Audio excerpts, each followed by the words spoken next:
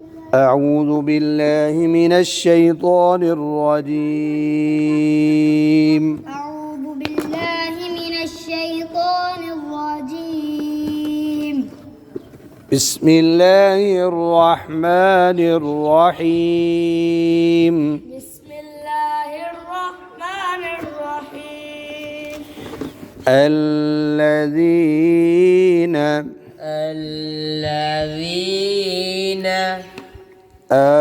آتيناهم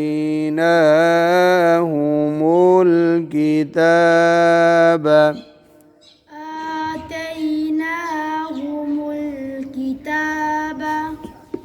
يتلونه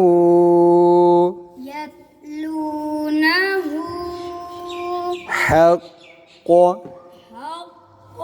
حاجة से बारी पढ़ के حق तिलावती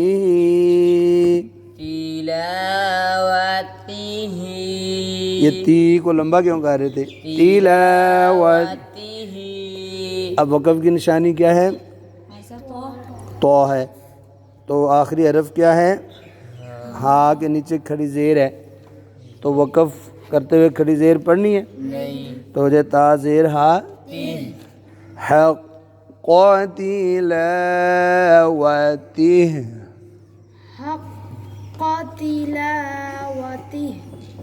जी। الذين آتيناهم الكتاب يتلونه حق تلاوته الذين آتيناهم الكتاب يتلونه حق تلاوته أولئك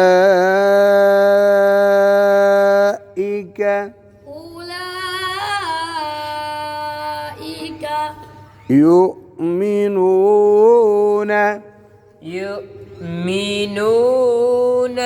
अब देखो बच्चों, यू में वाव पढ़ेंगे या हमज़ा?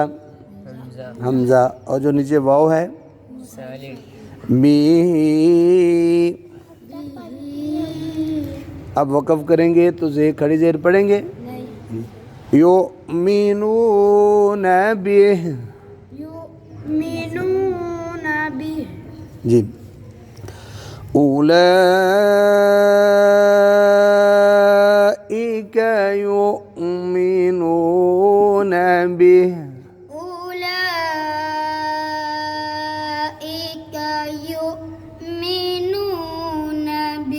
अब पीछे से मिला दें। الذين آتيناهم الكتاب يتلونه حق تلاوته أولئك يؤمنون به الذين آتيناهم الكتاب يتلونه حق تلاوته أولئك गलत। वक़फ़ हाँ वक़फ़ करना था तो ऐसे करते أولئك يؤمنون به। अच्छा बच्चों, जब हमने तिलावत ही पर वक़फ़ नहीं ना किया तो मद ऊपर नहीं लिखी, लेकिन अगली लफ्ज़ के शुरू में हमज़ा है तो फिर मद इधर हो सकती है, मद मुनफ़सिल जी। वमन यकफुर जी बच्चों, नून साकिन के बाद या है तो नून को या में मिलाना है और साथ गुन्ना। वमन यकफुर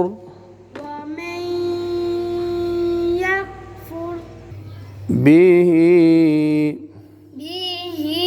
वमन यकफुर बिही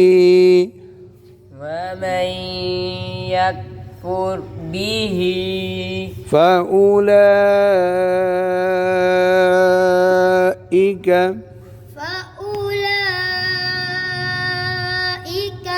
هم الخاسرون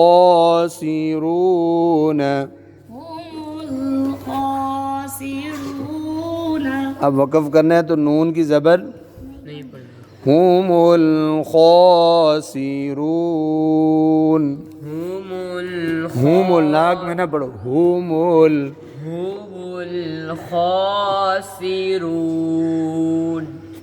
वमन यकफुर बिही फउलाइका